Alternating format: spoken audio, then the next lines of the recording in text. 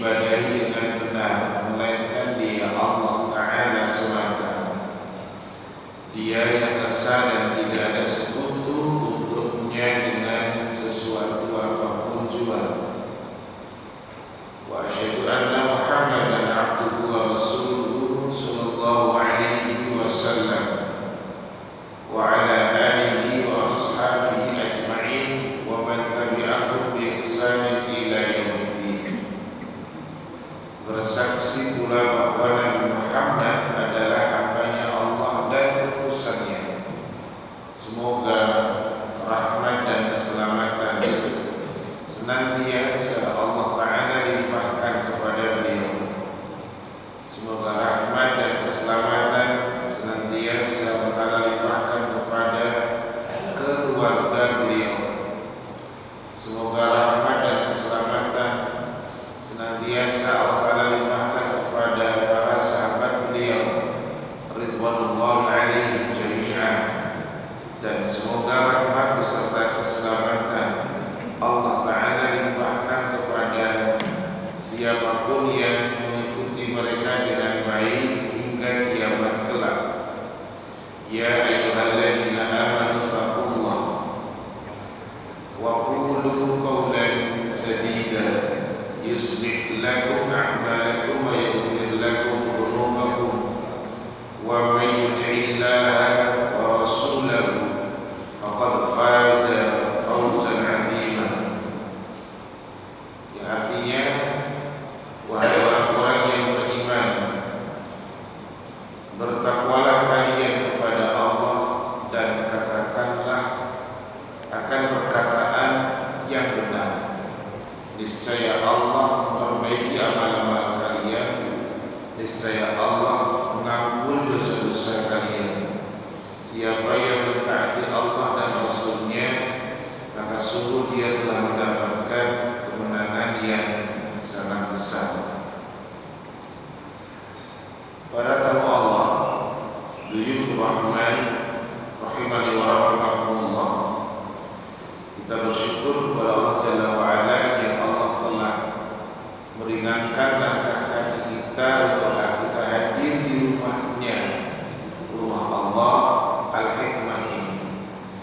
Mudah-mudahan ini bagian dari sebagaimana yang Rasulullah SAW sabdakan, 7 golongan yang Allah naungi mereka kelak pada hari kiamat, yang dimana tidak ada naungan kecuali naungan Dia Allah Ta'ala semata. Salah satu dari 7 golongan itu adalah seseorang yang hatinya selalu terkait dengan rumah Allah. Baik, kita akan lanjutkan terakhir poin beberapa Abi Arjono, 3 atau 4? Apa? Sudah kelima. Baik. Nomor 5, anak ulang. Poin kelima, fawaid dari ayat yang ke-30. Ayat yang ke-30 tadi telah dibacakan pula oleh Bapak Imam kita. Beliau tadi mengantarkan kita 2 rakaat, baik rakaat awal maupun rakaat yang kedua, dengan tilawah surat Yasin. Baik. Kita masih di ayat yang ke-30, yaitu penyesalan atas para hamba yang ketika datang Rasul mereka mengolok-olok begitu. Baik. Poin yang kelima adalah annal istihza'a bil rusuli kufrun mujibun lil uqubati, yang artinya mengolok-olok para rasul. Jadi tidak hanya Rasul Muhammad, mengolok-olok para rasul alaihi wassalatu wassalam itu adalah dipandang kekufuran. Orang yang mengolok-olok maka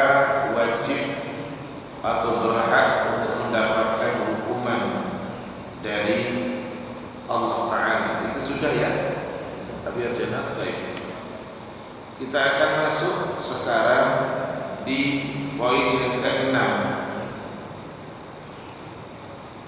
Poin yang ke-6 adalah faidah dari ayat yang ke-30. Mari difahami untuk faidah yang ke-6. Ma min rasulin ursila illa wajada man yastahzi'u bih wa man yu'minu bih. Tidak ada dari seorang pun rasul, tidak ada dari siapapun dia seorang rasul yang telah diutus oleh Allah, melainkan akan terdapat orang yang mengolok-olok rasul tersebut, atau akan terdapat orang yang mengimani rasul tersebut. Jadi ada dua bentuk masyarakat. Kata diturutin, nggak silau misalnya. Ada dua bentuk masyarakat dakwah ketika didakwai oleh Rasul, oleh penyeru dakwah. Itu mereka ada yang tidak mengapresiasi dalam arti mengolok-olok, ada juga yang mengolok-olok. Itu konsekuensi logis. Ada yang menerima, ada yang tidak menerima.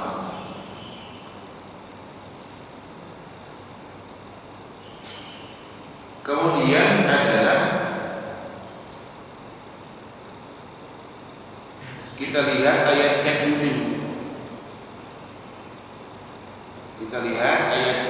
Silahkan Abi Harjono buka surat yang ke-6 ayatnya 112.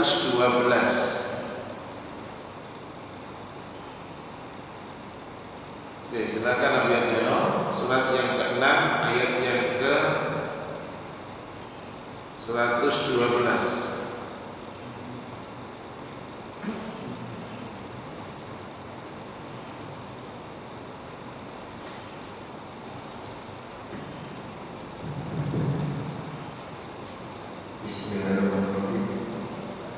Dan demikianlah untuk setiap nabi kami menjadikan musuh yang terdiri dari setan-setan manusia dan jin. Sebagian mereka membisikkan kepada sebagian lain perkataan yang indah sebagai ritual. Dan kalau Tuhan menghendaki, niscaya mereka tidak akan melakukannya. Maka biarkanlah mereka bersama apa kebohongan yang mereka ada. Terima kasih Habib Arjuna, syukran jazakallah. Perhatikan tadi isinya surat Al-An'am ayatnya 112. Dan ini bisa menimpa ke siapapun, baik menolak secara fisik ataupun menolak secara hati. Kalau menolak secara fisik, perseteruan tidak ubahnya seorang Abu Jahal, pamannya Umar bin Al-Khattab radhiyallahu anhu. Yang menolak secara fisik juga pamannya Rasul, Abu Lahab. Tapi tidak untuk Abu Thalib. Abu Thalib secara fisik tidak berseteru dengan Rasul. Yang berseteru adalah hatinya Abu Thalib. Dia tidak menerima akan ajakan Rasul. Karena memang konsekuensi dakwah itu. Ada kalanya masyarakat menerima, ada kalanya masyarakat tidak menerima. Abu Lahab pamannya Rasul karena dia saudara dari Abdullah. Dia secara fisik berbenturan dengan Rasul. Bahkan istrinya. Pamannya Umar juga sama. Abu Thalib tidak, secara fisik tidak berbenturan, tetapi secara hati tidak menerima. Karena ketika talqin yang diberikan oleh Rasulullah SAW ketika Abu Thalib akan meninggal, Abu Thalib tidak mau menerima akan ajakan talqin yang dibimbing oleh keponakannya, oleh anak pamannya, oleh anak dari saudaranya Abdullah, yaitu Rasulullah SAW.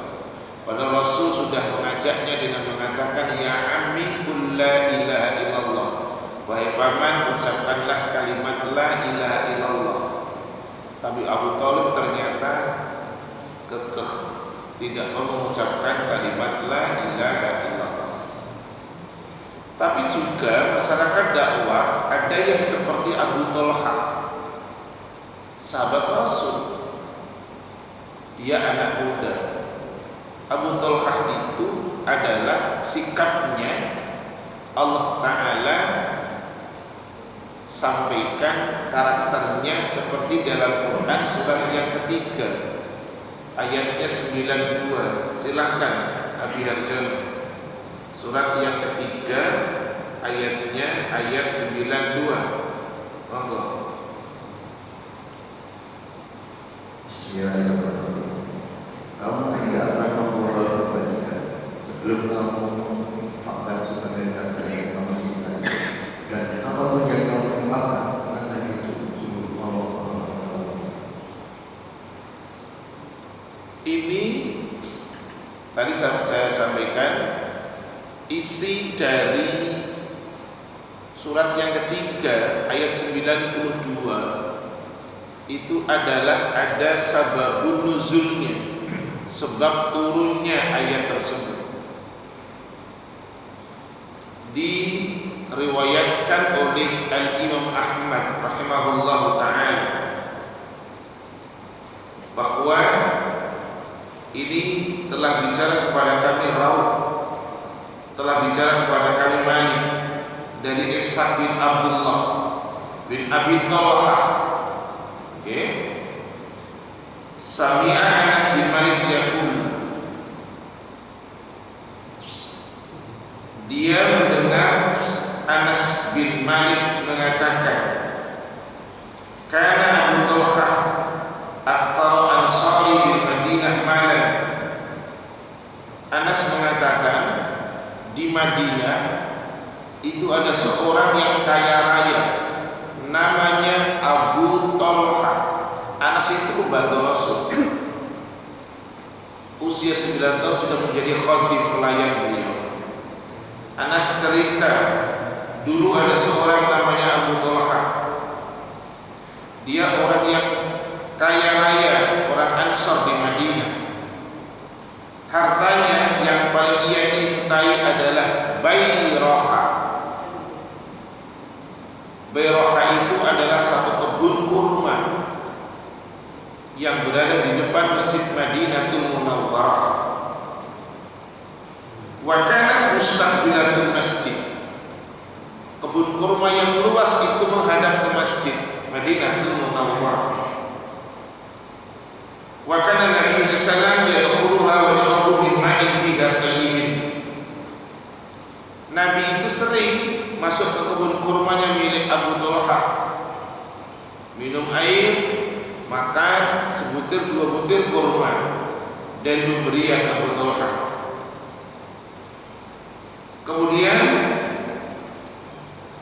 Anas mengatakan, falamma nazalat, maka tatkala turun ayat yang dibaca oleh Abi Harjono tadi, surat 3 ayat 92. Nah, ulang. Anas kemudian mengatakan, tatkala turun ayat surat yang ketiga ayat 92 tadi, maka kemudian Abu Talha mengatakan, ini responsif, ini respon dari dakwah.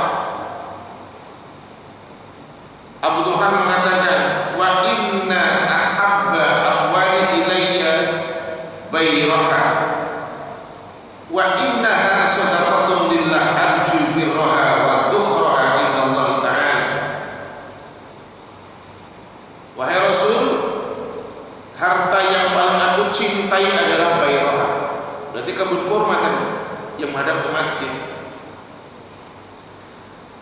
ingin sedekahkan Rasul. Aku berharap hartaku, kebun kurma itu menjadi simpanan untukku di sisi Allah Ta'ala kelak. Fadhha ya Rasulullah haitsu araka Allah Ta'ala. Ambil Rasul mana yang engkau sukai. Ambil Rasul mana yang engkau sukai.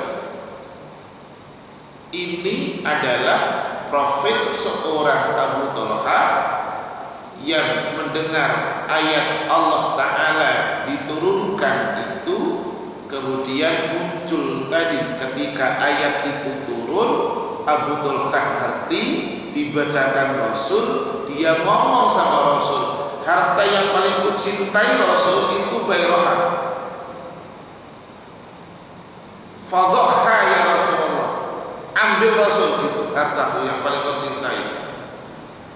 Kemudian Rasulullah SAW mengatakan dengan bahasa Arab sukiyahnya, bahasa Arab pasaran, lughah sukiyah, dengan mengatakan bakhil, bakhil, yang artinya perangai kamu bagus, husnul khuluqa, akhlak kamu bagus gitu. Akhlak kamu bagus, ini menguntungkan untukmu. Dzaka malun rabihun, harta ini akan menguntungkan untuk engkau wahai Abu Talha. Dzaka malun rabihun, harta itu menguntungkan untuk wahai Abu Talha. Wa qad sami'tu, aku mendengar, wa ana ara an taj'alaha fil aqrabin. Maka kemudian Rasul perintah kepada Abu Talha untuk memberikan sebagian kebun kurmanya itu kepada karib kerabatnya. Maka faqala Abu Talha kemudian mengatakan, af'alu ya Rasulullah, aku kerjakan Rasul. Faqasamaha Abu Talha fi aqaribihi wa bani ammihi. Maka Abu Talha kemudian membagikan itu kebun kurmanya kepada karib kerabatnya dan anak-anak pamannya. Mendengar ayat dibacakan sekali langsung respon taat. Wong antah berantah dibacakan ayat, ya malam, ya siang, ya subuh, insya Allah taat. Itu optimis dong, maksud yonda kan gitu.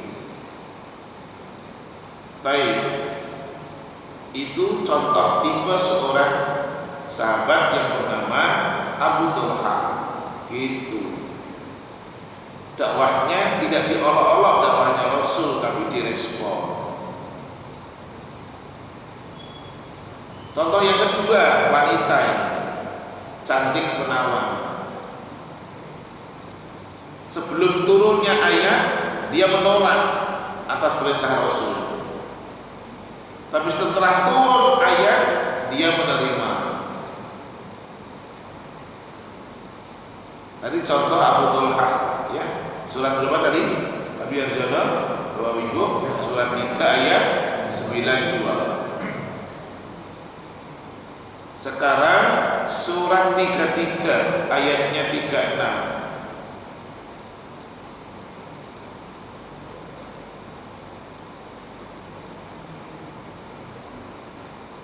Silakan.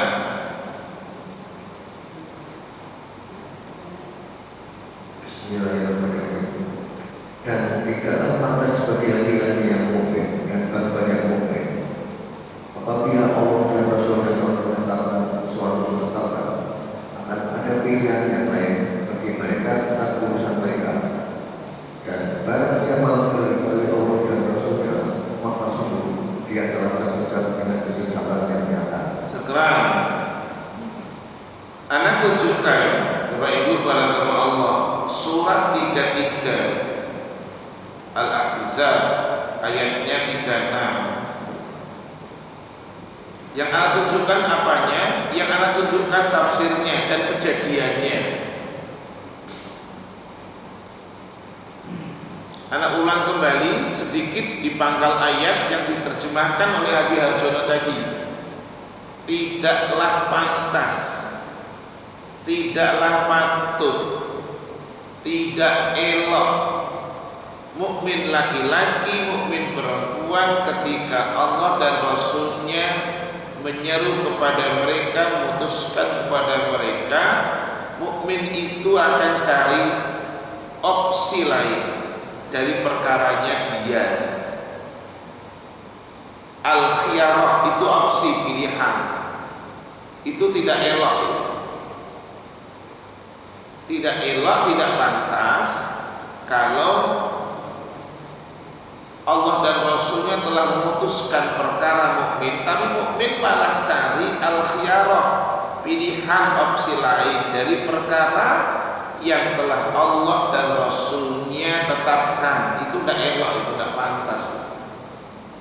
Oke, saya bacakan sekarang peristiwa yang terjadi dari Ibnu Abbas. Ini anak paman Rasul. Dari Ibnu Abbas radhiyallahu anhuma, dia mengatakan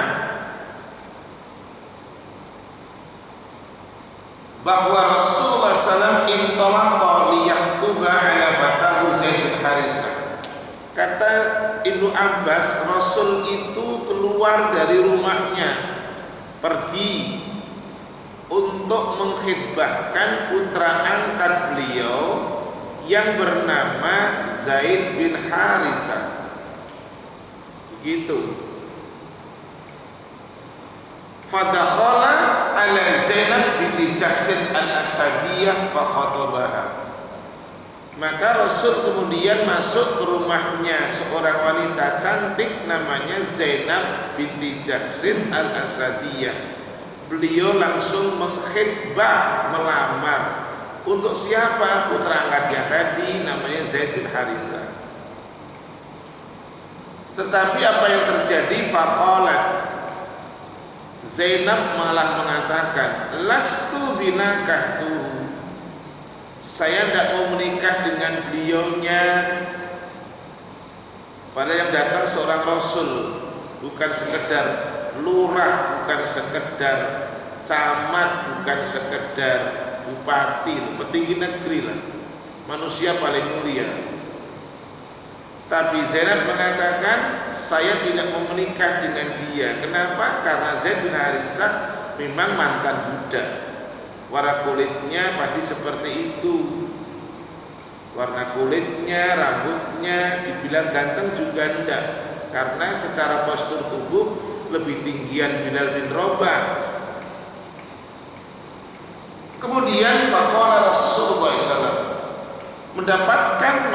mendapatkan sebuah penolakan lah, katakanlah. Zainab tidak mau menerima lamaran untuk seorang Zaid bin Harisah.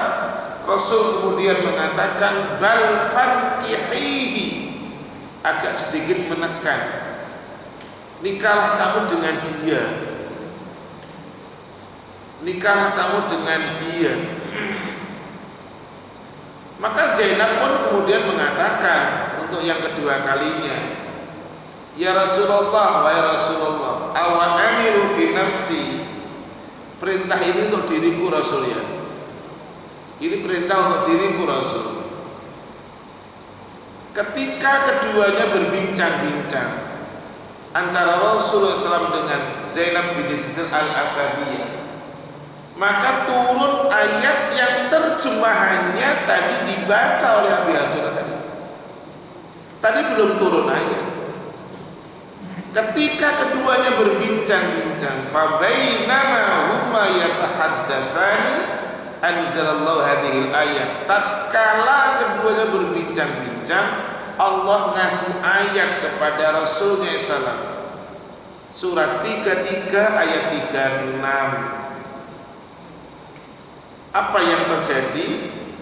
Zainab kemudian mengatakan kepada Rasul dengan sebuah pertanyaan, qad raditahu li munkihan ya Rasulullah. Rasul, engkau sungguh senang kalau aku menikah dengan dia. Apakah engkau senang Rasul kalau sampai aku menikah dengan dia? Apa kata Rasul? Na'am, iya Zainab, Maka di ujungnya Zainab kemudian mengatakan, idzan la a'sa Rasulullah SAW. Kalau demikian saya tidak akan mendurhakai Rasulullah SAW. Ini loh wanita mukminah, bukan mengedepankan maaf perasaan, tidak mengedepankan ego, tidak mengedepankan hawa nafsu. Seperti Abu Thalhah, orang yang kaya raya, tidak mengedepankan ego, perasaan rendah. Kita ini muslim terkadang dalam ibadah terkadang masih menggunakan perasaan, ego dan lain sebagainya. Taib. Maka tadi dikatakan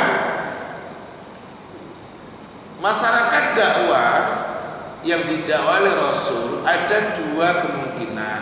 Kemungkinan menerima, kemungkinan tidak menerima. Yang tidak menerima terkadang lesannya kotor, bisa hatinya, bisa lesannya, bisa sikapnya. Lesan mengolok-olok, sikap menentang, melawan, bahkan memusuhi dengan melempari. Hati tidak menerima. Baik. Kemudian para tamu Allah, ikhtalafal ulama'u fi man sabballaha ta'ala atau Rasulullah sallallahu alaihi wasallam. Hal tuqbal taubatu. Ulama berbeda pendapat. Ulama berbeda pendapat terhadap keadaan orang yang mencaci maki, mengolok-olok akan Allah dan Rasulnya sallallahu alaihi wasallam. Apakah taubatnya diterima? Ulama berbeda pendapat terkait orang yang mencaci maki, mengolok-olok akan Allah Ta'ala dan Rasulullah SAW. Apakah tobatnya diterima? Maka ulama punya dua pendapat. Pendapat yang pertama, qaulul awal, la tuqbalu taubatuhu. Tobatnya tidak diterima. Bal yuqtal qatlal murtad. Bahkan dia dibunuh seperti orang yang murtad dari agama. Fala yughsal, kalau dia meninggal tidak dimandikan. La yukfan, kalau dia meninggal tidak dikafani. La yusalla alaih, kalau dia meninggal tidak disolati. Wala yudfan ma'al muslimin, dan kalau dia meninggal tidak dikubur di antara orang-orang Islam. Wa fil akhirati amruhu ilallahi ta'ala, di akhirat kelak urusannya adalah untuk urusan dia adalah urusan Allah Ta'ala. Ini pendapat yang pertama. Pendapat ini adalah masyhur di kalangan Al-Imam Ahmad rahimahullah ta'ala dan para pengikutnya.